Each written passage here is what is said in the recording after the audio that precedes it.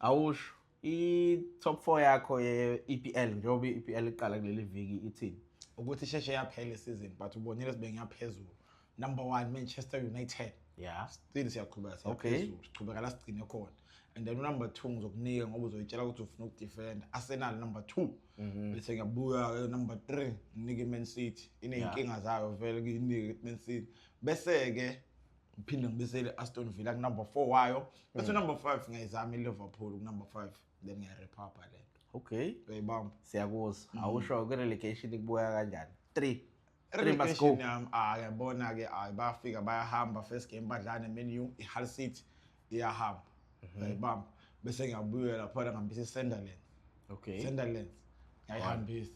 And then ke omunye umhambisayo Coventry. Gede. Okay. Ngiyifalaza lapho. Okay. Siyakuzwa. Thank you, Bhuti. Sibonge.